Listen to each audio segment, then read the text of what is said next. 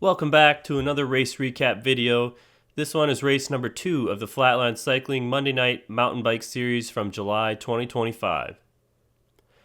Give FlatLands a follow on social media and check out our website. We have events starting up soon, beginning with the Monday Night Gravel Series at the end of April. On to the course preview. This is a combination of the Forum Tower Loop and the new SRP section of Lions Trail System, so it's a completely different course from round 1. We did 3 laps, which came to 11.77 miles with 443 feet of climbing, according to my GPS. So very similar stats to round 1, but I felt the course style was a fair bit different. On the map, the Forum Tower section is at the bottom, and the new SRP trail is the middle and upper part of this loop, which we go counterclockwise on. These two sections are noticeably different to me. Forum Tower is all contained in a grove of trees. It's still pretty fast, but there are a few areas where it gets tight and twisty and requires riders to slow down and be patient, similar to round 1. Then riders exit that and go up the map to the SRP section, which stands for South River Prairie, an emphasis on the prairie part of the name. A lot of the prairie sections are open and do not have many sharp, tight turns or trees or other obstacles that we need to slow down for. So there's a lot of opportunity to just hammer on the pedals in this section, which is why I noted here that this course felt pedally to me. And that isn't a bad thing. Normally I'd say that could play into my strengths a bit, but I didn't bring my A game for this race. More on that later. So the Forum Tower Loop is an established loop. We've been riding that for a few years now, but the SRP trails were brand new for 2025. I think the Fargo-Moorhead Trail Builders began cutting them in the fall of 2024, but completed a lot of the loop in early spring 2025. And shout out to the Trail Builders. They do awesome work on trails in our community, building and maintaining them. Follow them on social media and check out a website that they have now.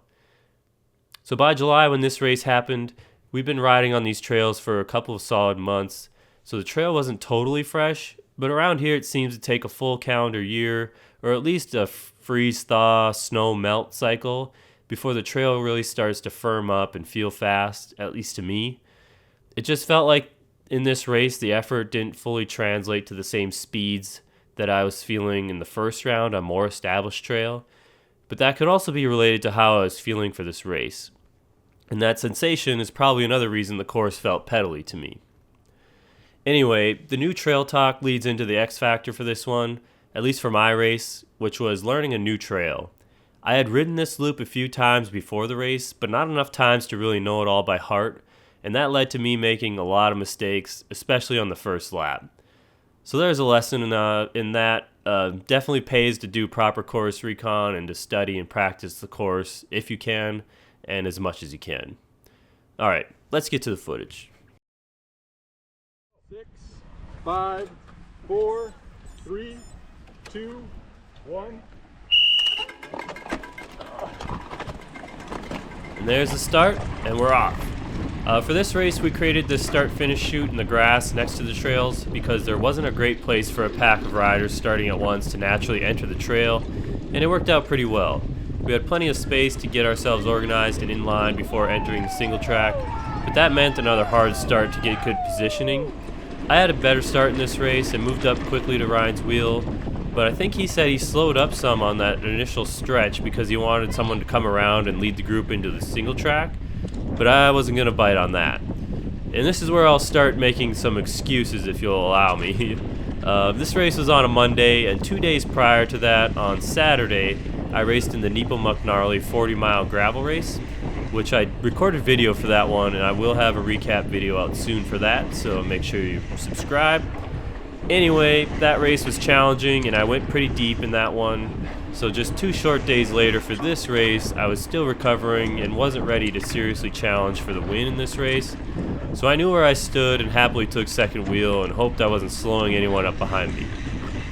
And you can see here it doesn't take very long at all for Ryan to get a gap, and I'm going to spoil this one early for you. I won't be seeing him the rest of this race. We're going to let the footage roll all the way through so you can see the trail and the course and how my race went, but just know it's not going to be very thrilling. I'll check in at the end of each lap to give a brief update, and then at the end of the video I'll recap the series, because this is the last race I recorded video for, Round 3 happened at MB Johnson Park in Moorhead the following week, but I didn't record video for that one. And then the 4th and final round, which was also at MB Johnson Park, was ultimately canceled due to a downpour of rain that happened right at start time for the race.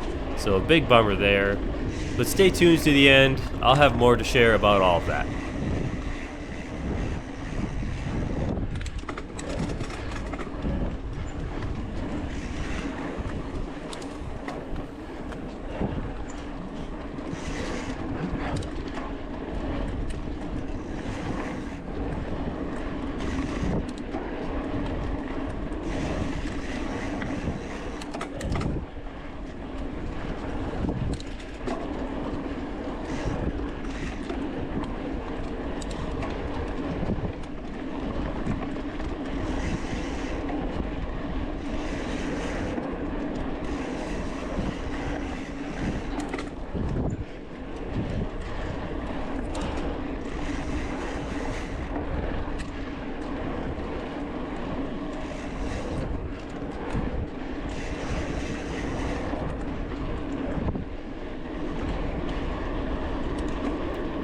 So right about here is where we exit the Forum Tower Loop and start doing the SRP section of the trail. And this transition area has been established for a bit, but you'll kind of notice as we get into the fresher trail, and we kind of exit the trees and get it more into the open.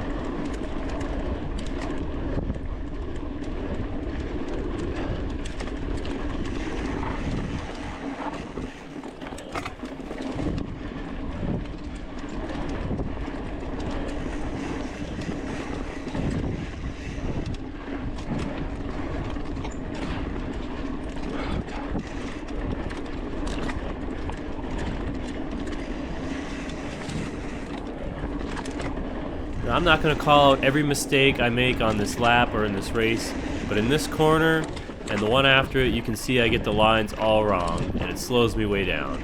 And later in the lap, there's another big mistake coming too. There's a lot of things I can clean up from this first lap, and that becomes my new focus for the rest of the race. Ryan is checked out and is not likely coming back, so I reset my race and decide to use laps 2 and 3 to dial in this course and try to clean up some of these mistakes.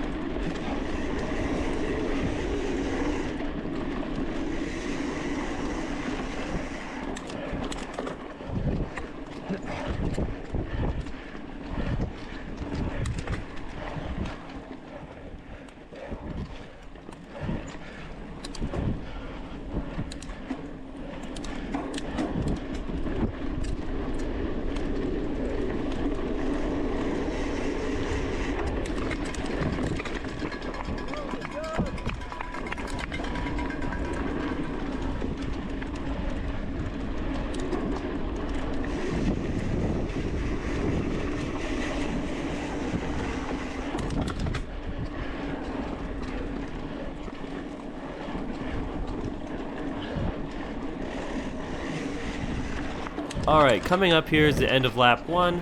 It's hard to say what the gap is to Ryan since we can't see him at all, but I'd say a safe estimate is at least 30 seconds and probably more. He was flying, and even if I was fresh, I'm not sure I had a chance here.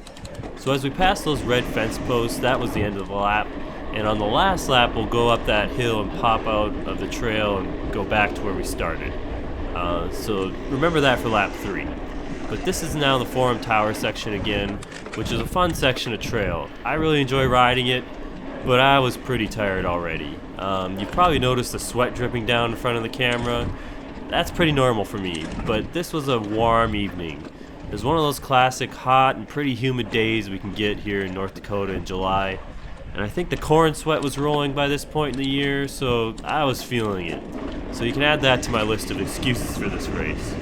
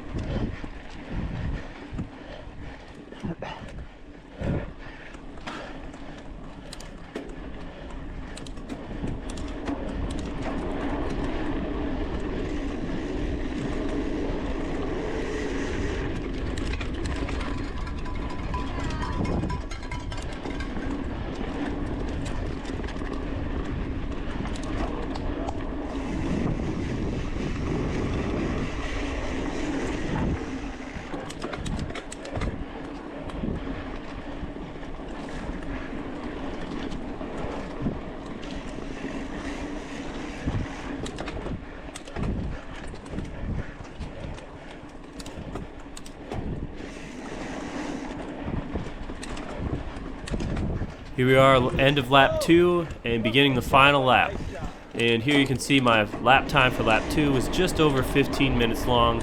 I didn't put a lap time for the first lap because it was abbreviated with the start chute, so it's hard to compare that to the other laps.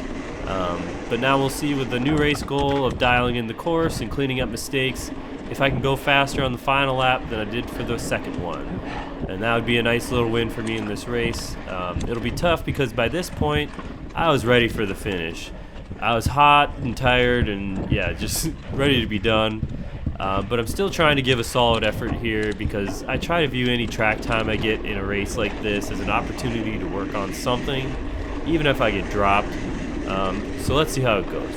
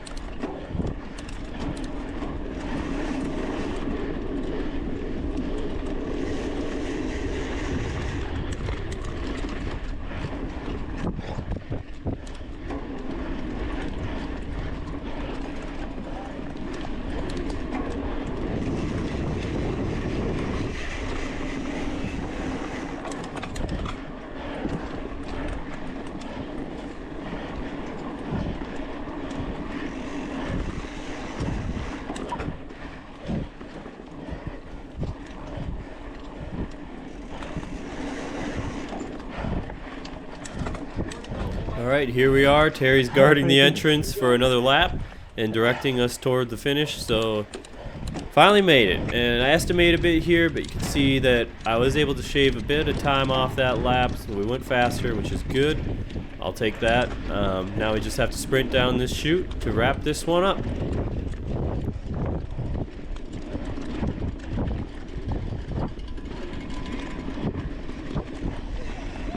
And there's the finish at last. So Ryan took the win, I finished second, and still had a lot of fun. I've said it before, but it's so nice to have these free local grassroots races to go to. Thanks again to Terry and Jaden for doing a lot of the legwork to make these happen on race day, and the Fargo Moorhead Trail Builders for helping us prepare the trail as well. Here are the numbers from that race for those who are curious. And then we need to talk about the third race of the series. Here are the stats for my race in round 3. This one happened at MB Johnson Park in Moorhead. But you can see we have a very similar course distance and race time. This third race almost didn't happen. I think we had a rain shower or two over the weekend, which made the trails pretty muddy, but luckily they dried up just enough by race time, and they even rode in pretty nicely over the course of the race. I remember by the last lap, the dirt was getting really grippy and fast, which was a lot of fun. Ryan took the win in that round. I took second place. I would say the gap to him in that race was similar to round 1, where he was just out of my reach, so it was another really fun race. That leads us to the fourth and final one, which you can see did not happen. We were just about to start the first wave of riders when the skies opened up, and it rained just long enough to make the trails unrideable. So we had to cancel the last race and end it at a 3-race series. Ryan swept all 3 races, which means he won the overall title. Nice job, Ryan.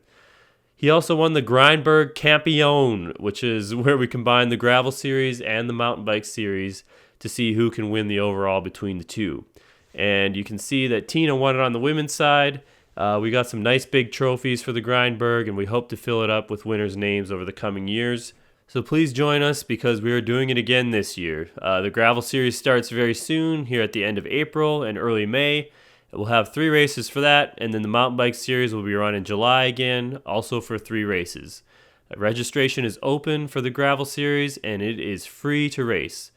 Anyway, that's all I have for this video. Hope to see you in the next one.